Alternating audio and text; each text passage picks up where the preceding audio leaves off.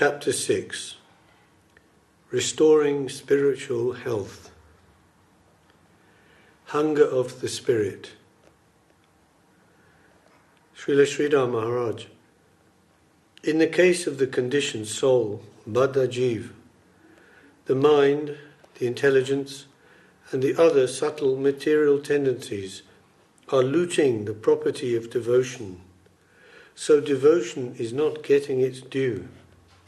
It is starved of its food, its nourishment, and remains always in the minor position. With the help of the revealed scriptures and the saints, we are to improve our condition. Where there's a will, there's a way. We have that tendency for devotion. We have a liking for that life, that property of devotion. It is innate in us, and with their help we can feel it more and more. Ruchi, taste, is the first thing necessary. To have lolyam, hankering, and lobh, greed, for that kind of life. First we must sincerely want it, then the way will be shown to us, and we will get it. And there's a footnote. Srila Rupa Goswāmī writes, Krishna Bhakti Rasa Bhavatamati Kriyatang Jadi Kutopi Lapyate Tatra Lolyam Api Mulyam Ekalam Janma Koti Sukritar Nalabhyate. From Padyavali 14. Quote, pure devotional service in Krishna consciousness cannot be had even by pious activity in hundreds and thousands of lives. It can be attained only by paying one price, that is, intense greed to obtain it. If it is available somewhere, one must purchase it without delay. Unquote. There is an Indian story which illustrates what this intense greed means and what it demands from the spiritual seeker. Here it is recounted by Anthony de Mello, S.J., 1931 to 1987, a well-known spiritual author and teacher, in one of the last retreat conferences he gave. He says, quote, God cannot resist the one who desires him ardently. I was much impressed by the Hindu story of the villager who came to a sannyasi, a holy man, while he was meditating under a tree, and said to him, I want to see God. Show me how I can experience God. The sannyasi typically said nothing. He continued with his meditation. The good villager returned with the same request the next day, and the next, and next, and next, though he received no reply, until, seeing his perseverance, the sannyasi at last said to him, You seem to be a genuine seeker after God. This afternoon I shall go down to the river for my bath. Meet me there. When the two of them were in the water, the sannyasi grasped the head of the man firmly, pushed it under the water, and held it there for a couple of minutes while the poor man struggled to come out of the water. After a couple of minutes, the sannyasi released him and said, Come again to the banyan tree tomorrow. When he came the next day, it was the sannyasi who spoke first. Tell me, he said, why did you struggle so much while I held your head under the water? Because, said the man, I was gasping for air. Without air I would have died. Then the sannyasi smiled and said, The day you desire God as desperately as you desired air, you will surely find him. Unquote. And de Mello continues, This is the chief reason why we do not find God. We do not desire him ardently enough. Our lives are crowded with far too many other things, and we can get on pretty well without God. He is certainly not as essential to us as the air we breathe. Back to the text. Our hunger must be increased. At present we are diseased. Diseased means there's no hunger. We must behave in such a way that our spiritual hunger will be increased, and that is with the help of the healthy persons, the sadhus. Our spiritual food should be well adjusted. Proper adjustment with nature, proper food, proper dealings will help to recover our lost health. There's a footnote, quote from Srila Swāmī Maharaj Prabhupada. When a man in the material world takes more interest in the materialistic way of life than in Krishna consciousness, he is considered to be in the diseased condition. The normal condition is to remain an eternal servant of the Lord, Jivara Swarūpahai, Krishnara Nityadas. This healthy condition is lost when the living entity forgets Krishna due to being attracted by the external features of Krishna's Maya energy. This world of Maya is called Durashraya, which means false or bad shelter. Despite this disease, if one with great care and attention takes to Krishna consciousness, chanting the holy name and hearing Krishna's transcendental pastimes, his ignorance will be destroyed and his tongue enabled to taste the sweetness of the transcendental nature of Krishna and his paraphernalia. Such a recovery of spiritual health is possible only by the regular cultivation of Krishna consciousness. Unquote. Srila A.C. Bhaktivedanta Swāmī Prabhupada, Upadeshamrita, Text 7, Purport. This regular cultivation of Krishna consciousness is essentially effective, however, when carried out in the association of devotees.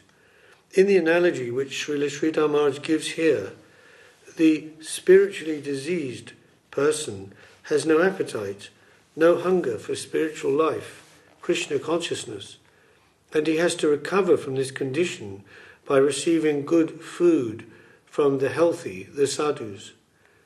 But this food must be well adjusted, that is to say, it must be of suitable quality and quantity according to the nature and the level of disease of the unhealthy patient. As Srila Śrīdhar Maharaj often used the expression, we must have sympathetic dealings with nature. We must be neither miser nor prodigal. Our life must be balanced. We must follow, as it is termed in the Buddhist language, the middle path. If a person has a capacity to eat and digest only 2 or 3 chapatis, if he's given 10 chapatis and even told this will be good for him, we can obviously expect that if he consumes them, it will not be conducive to health and may have an adverse reaction in him. So the caring provider, who is sensitive to the person's situation and condition, will feed him accordingly. An infant who is taking breast milk, when he is grown up a little and is stronger, can be weaned, taken from the breast and given stronger food like grains. In time, the child, when grown, will be able to eat and digest even a large feast. Good spiritual direction is important, especially at the times of transition in a practitioner's life, because then he is particularly vulnerable. He has been removed from his comfort zone, but has not yet fully entered into or consolidated himself in his new position. He is, in the phrase first coined by anthropologist Arnold van Gunnep, in the liminal state, expressed by Richard Rohr, OFM, in his writings as liminal space. This is a kind of no man's land between the habitual use and efficacy of one's own activity and the infusion of inspiration through grace of God. In this space, this night of sense, as St. John of the Cross calls it, the consolations and spiritual taste which the soul had received previously is withdrawn, and nothing the practitioner does in terms of increasing his spiritual practices brings it back. He may mistakenly think and feel that God himself has withdrawn, has abandoned him. He may become convinced that he's going backwards, which may cause him great anxiety. But in fact, God is indeed working in his soul. Quote, "The night of sense is a spiritual growing up process similar to the transition from childhood to adolescence in chronological life. The emotionalism and sentimentality of childhood are beginning to be laid aside in favour of a more mature relationship with God." Unquote. From Thomas Keating, his seminal book, Open Mind, Open Heart, page 26. This is a testing time of entering and crossing the interior desert in order to reach the promised land. And it occurs not once, but repeats in a cyclic way at different levels on the upward spiral of the soul's path. In this state, one must simply surrender to the Lord, die to live in a deeper way, not so much by increasing his spiritual practice quantitatively, but while maintaining his life of sadhana, his practice, to remain at peace and to, quote, "abide before God with faith in his presence, continually turning to him, as if opening one's eyes to look at a loved one," unquote, by Thomas Keating.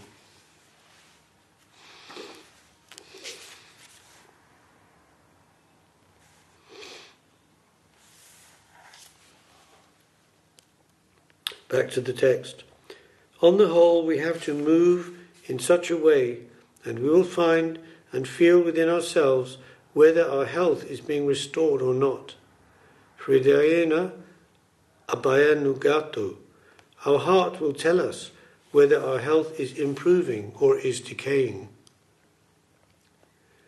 Favourable service. We must always be awake about our internal interest, how to help it, and that interest, that nature, is one of sacrifice, of dedication. Dedication is nobility, it is a noble thing. We must learn to give ourselves for the noble cause, to give and thereby to thrive. There are also the outer signs of our improvement, Anyabhilas karma gyan. No desire for the fruits of service, for enjoyment, or for renunciation and liberation. And a footnote about this verse by Srila Goswāmī. Anyabhilasa karma jnana. Pure devotional service means to act favourably and exclusively for the satisfaction of Krishna, free from desires for fruit or elevation and liberation. It is from the verse by Srila Goswāmī, Anyabhilasita shunyam jnana karmad anabritam anukulena krishnanushilanam bhaktir uttama. Bhakti Rasamrita Sindhu 1:11. Quote, "One should render transcendental loving service to the Supreme Lord Krishna favourably and without desire for material profit or gain through fruitive activities or philosophical speculation. That is called pure devotional service." Unquote.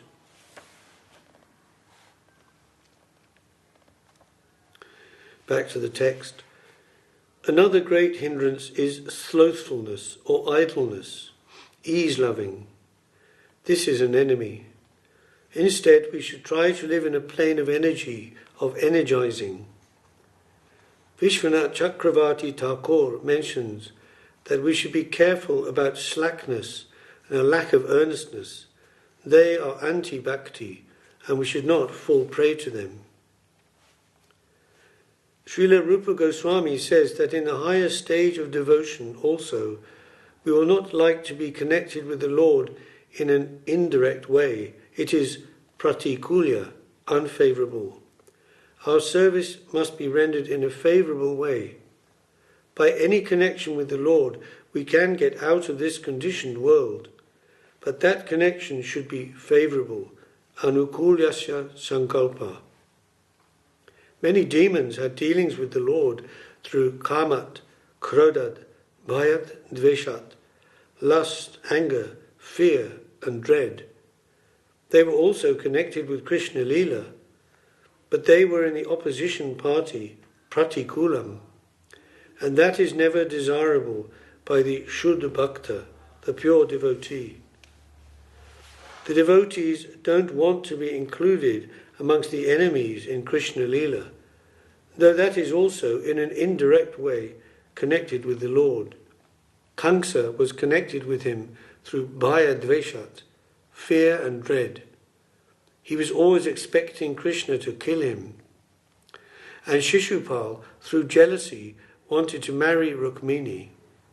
Similarly, so many demons, like Baka and Putana, had relations with the Lord, but that is pratikulam, unfavourable.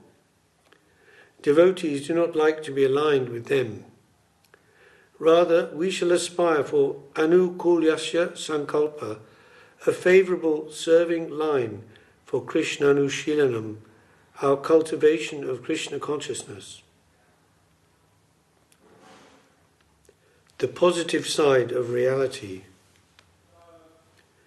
Krishna consciousness is a dynamic life, and not a static conception of the highest life as being perfect rest, which is something like zero.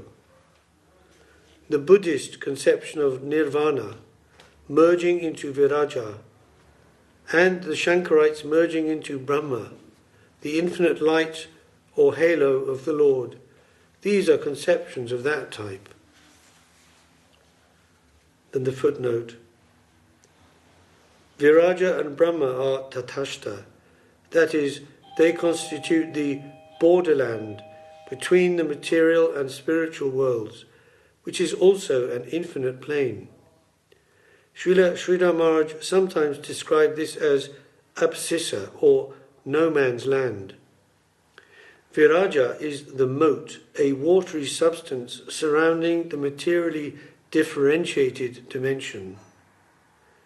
When the jiva soul's exploiting tendency is reduced to zero, he, apparently, merges into this region, the Buddhist theory of extinction or nirvana, i.e., to escape the forest of material entanglement, the world of repeated birth and death, samsara. And Brahma is the light, the halo or effulgence of the spiritual abode, but again, non-differentiated, being composed of uncountable individual souls, minute sparks of consciousness, anuchetan, but massed together without differentiation. Sometimes in Vaishnava writings, the Tatashta region is referred to as Brahma Nirvana. Though the Tatashta Shakti is achintya, inconceivable, being beyond the reach of reason or intellect, Śrīdhar Mahārāj offered a helpful clarification that viraja may be conceived of as the downwards facing aspect of Tatashta towards the materially differentiated world, and Brahma as the upper facing aspect towards the spiritual differentiated world.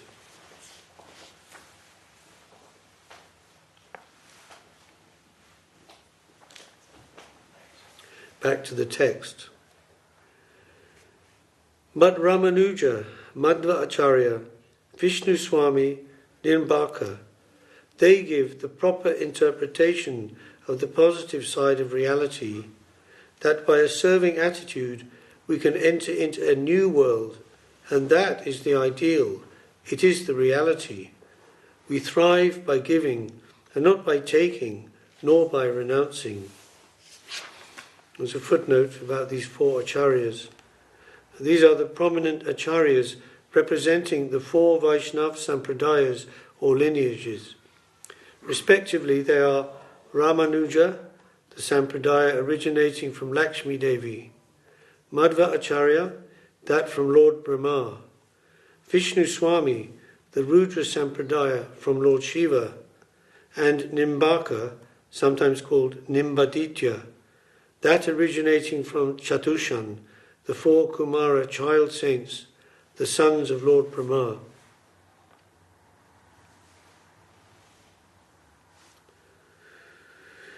In general, that is the desired disposition of service. So we shall love life. There's a footnote here.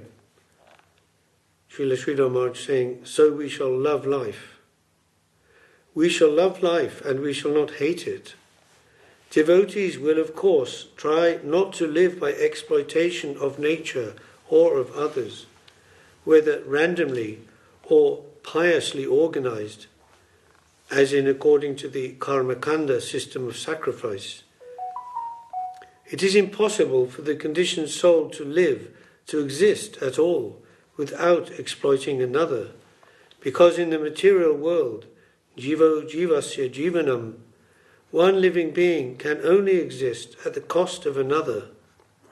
However, we shall not, being acutely aware of this fact, and of the suffering which naturally comes as a reaction to it, out of frustration, hate life, and attempt to extinguish our existence in spiritual suicide by merging into Brahma Nirvana.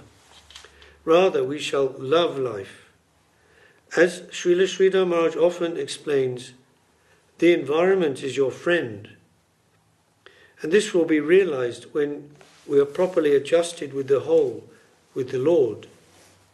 Beginners in spiritual life, when they become acutely aware of the limitations and inebrities of the conditions of material existence, such as birth, old age, disease and death, may initially develop an aversion to the material world, and in their attempts to become detached from it, think they have to hate it. Later, they come to a more integrated understanding. Thomas Merton, the Cistercian monk, in his writings describes how as a new monk, after long seclusion in his monastery, he once had occasion to go into town for a doctor's appointment. He was standing at a busy road crossing, watching all the people rushing to and fro in the street like so many ants. And he was thinking how empty and pointless their lives were, compared, of course, to his. Several years later, he happened to be standing at the very same place again, but now, with matured understanding, seeing all the people there, he felt a great love, that he was one with them, that they were all his own beloved family, children of the one loving Lord God. So we shall love life, and that not for ourselves or for any self-extensions, however broad, family, society, nation, planet, universe, but for the source and centre of all things, our loving Lord Krishna. And, very practically, when one is living in the material world, since utility is the principle, one has every opportunity to serve the Lord with all the world has to offer. Back to the text. So we shall love life, but what for? Not for the neighbour, not for the country, not the society, but for the whole. And what is the conception of the whole? It is not Brahma, nor Paramatma, not even Narayan, but Krishna himself. And what is the difference between these? Between Krishna, Brahma, Paramatma, Narayan, and so many incarnations of Narayan. We have to understand this and select Krishna. And there is differentiation even in the Krishna conception. Dwarka Krishna, Mathura Krishna, Vrindavan Krishna. And Krishna is served by different camps, different sections of devotees. There are so many details. Gradually, through the cultivation of Krishna consciousness, Krishnanushilanam, we shall come to understand the differentiated characteristics of Krishna. Chapter 7. Key to the House of Transformation. Hope for the helpless. In general, what is necessary for us is that our energy may not be utilized against our own development, our own interest. Our energy must not be used against ourselves, against the ideal life, the original life, the normal life that we have within us. We must be careful not to be our own enemy. Generally, we are our own enemy because we are living with the enemy inside: lust, anger, greed, madness, illusion, envy, Kam, Krodh, Lobh, Moha, Mada, Matsarya. We are constantly living with these enemies within. We are surrounded by them always. Whether we are sleeping, moving about, working or eating, they are within us. Our position is so helpless. We are prey to all these enemies who are living within us, sucking our very blood and going against our own interest. Such a hopeless condition we are in at present. In this condition, only with the help of our friends can we get relief. So we shall always try to be with our friends. And who are our friends? Those who are trying for a normal life. They are our friends. They are the devotees. And our internal prayer to the Lord will be fervent, sincere. Please save me from the hands of these enemies. I am helpless. I have no independence, but I am a doll, a play doll in their hands. This is my hopeless position. How am I to get out of their clutches, my Lord? You are my inner Lord. You are inside me, and they are outside. Please help me from within to get out of their hands. The wealth, the prospect is inside us, and when we are free from the clutches of these enemies, we shall be able to see that everything is our friend. We are living in the midst of friends. The whole environment will be changed, transformed, and we will see that it is all friendly to us. Course correction. In a dream we may see that we are surrounded by enemies, but that is a misconception. We are suffering from misconception. We are surrounded by friends, but because there is something wrong with me, I am only able to see enemies everywhere. That is Maya, misunderstanding, to think they're all enemy. Their position as enemy is an imaginary position due to wrong thinking within ourselves. When that is corrected, then that wrong conception, that Mayic misunderstanding will vanish. That false personification of all as our enemy will go, and they will turn to be our friends. When all misconceived ideas will leave us, even the Kam, Krodh, Lobh, which are tempting us for exploitation, will be our friends. We shall see, oh, they are exciting me for the service of Krishna.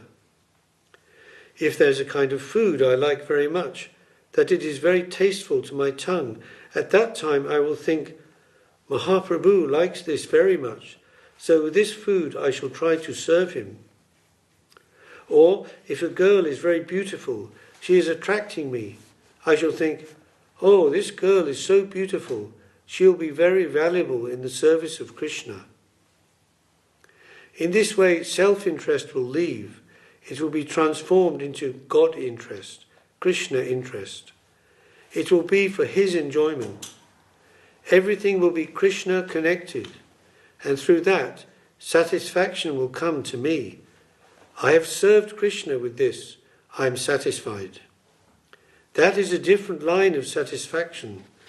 Satisfaction by supplying different things to the center, to Krishna. There's a footnote.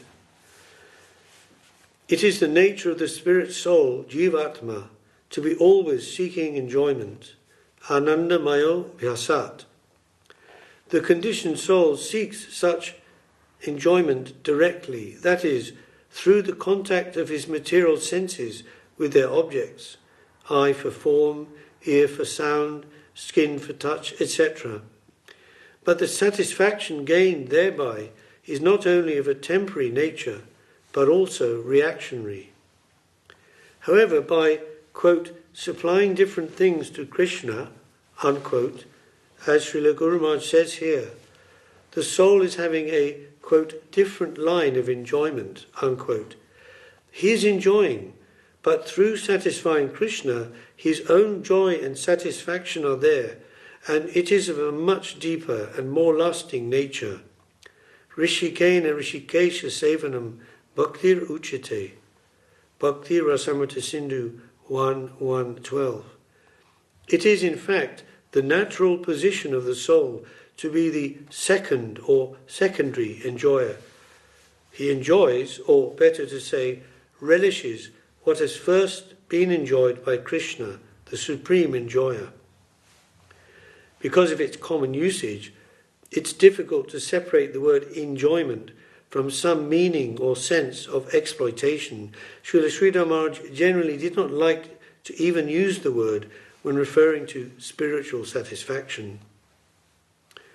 What to speak of the remnants of the Lord, pure devotees, as voiced by Sri Uddhava to Lord Krishna in Srimad Bhagavatam 11th Canto, always like to live on the remnants, food, garlands, clothes, articles of the Vaishnavas, the Lord's devotees.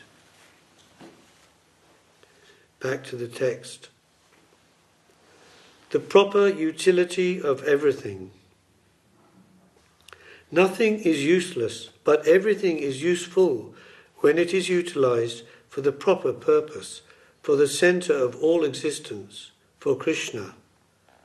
That center knows what is the proper utility of everything. We are not fit, we have no capacity to know that proper utility, so we have to utilize all our energy for that center. We have only to supply food to the stomach.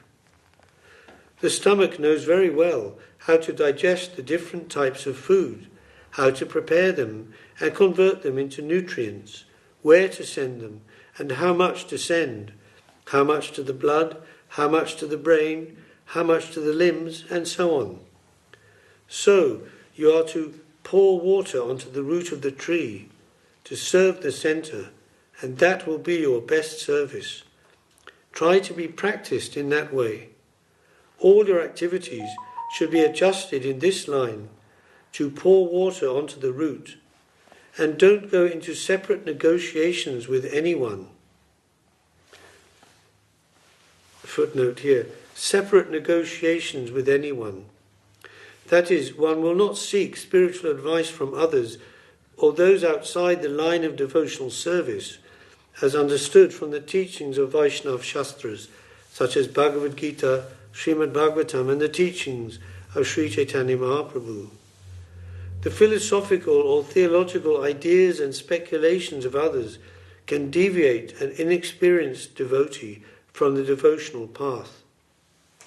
If the conclusions of others, for example, those practicing within other genuine theistic faith traditions, are in the line of exclusive devotion to and service of the Supreme Lord, according to their own understanding of him, that of course can be appreciated. The good examples of such persons can even inspire and encourage the devotee in his own path. But here also one must have proper discrimination and maturity to avoid confusion. In such a situation, one unsure is better advised to seek advice from respected seniors. Back to the text. Srila Guru Maharaj says, if there is any separate negotiation, that is only for advice on how to pour water onto the root, how to put food into the stomach. For that sort of advice, we can seek help from outside, from others. But the main principle is to put food in the stomach, and the stomach will make arrangements to distribute that food to all places as necessary. In this way, our attempt should always be to connect everything with Krishna, and through him, satisfaction and benefit will come to us automatically. This will be the best use of our life energy. The footnote here. We are reminded here of the words of the Gospel, where Christ says, But seek ye first the kingdom of God and his righteousness, and all these things shall be added unto you. Matthew 6:33, King James Bible.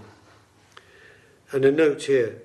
This appears in the Sermon on the Mount, chapters 5 to 7 of St. Matthew's Gospel, and really it contains the essence of Christ's message. In it are included the famous Beatitudes, blessed are the poor in spirit, for theirs is the kingdom of heaven, etc. And Jesus goes on to explain the illimitable goodness of the Father God and illuminate through many examples how one should have complete trust and confidence in him. While not expressed in terms which meet the depth and sophistication of Vaishnava theology, these verses stand out for their beauty and simplicity. From the lips of Jesus Christ, certainly an empowered representative of the Lord, they have the ability to penetrate the heart and change lives. As the sermon ends, quote, "And it came to pass, when Jesus had ended these sayings, the people were astonished at his doctrine, for he taught them as one having authority, and not as the scribes." Unquote. Matthew 7:28-29. Back to the text. Energy efficient system. Our life is a dependent life. We are always dependent on him, on the Lord, and he is the center of all existence. Center means not alone. It is a system, a government. It works through different positions, different camps or agents. You will submit to the center through them, and through them also energy will come to you. On the whole, your consciousness will be that you shall give your whole energy to the center through those who are real agents of the center, who are really connected with him. From your present position, you shall try as much as you can to practice this, to utilize your energy in this way. Your energy must go to the center, but according to your present position, that is, not directly, but through a particular system, and that is through Guru to Krishna. You are not sufficiently powerful to connect with the absolute center directly, at once, at any moment, in any way. So you must learn how to aspire after this approach to him. Then the result will come to you as necessary for you in your present position, again through the agency, through Guru. But your connection is with the center. Stages of progress. In this way, our approach must be systematic, not haphazard. First, you must learn what to want. What is your prospect in life? For what should you seek? In the stage of Shravana Das, by giving careful attention, hearing about Krishna consciousness and its different prospects, we begin our search. Then, Varana Das, the selection. These are the different prospects extended to me. What should I select? There are different rasas, Shanta, Dasya, Sakya, Vatsalya, Madhurya. After hearing about all such prospects, now in the Varana Dasa stage, we have to make our selection and to accept the agent for that, with the internal approval of our heart. Hridayena Abanugyato. Yes, this is it. This is where I belong, my own real self. For whom I was searching for so long, I found it here. Here I found my guide. I can rely on him. I can place myself at his disposal. Then my fortune will be increased and guaranteed. Then sadhana dasa, the proper practices and the progress will begin in our life. Gradually we shall feel our home environment. Yes, I'm coming home. I'm feeling this to be my home. This is the stage of prapanadasa, to feel our home. Next there is apanadasa, that is, to help others also come to their home. These are the stages of progress, and they are all included in Sambandha Gyan, that is, the estimation of ourself and of the environment. Who am I? Where am I? What is my position at present? And what should be my ultimate destination? And how to attain that? Our practical engagement towards that goal is abhideya, or the means to the end, and then prayojan, the goal.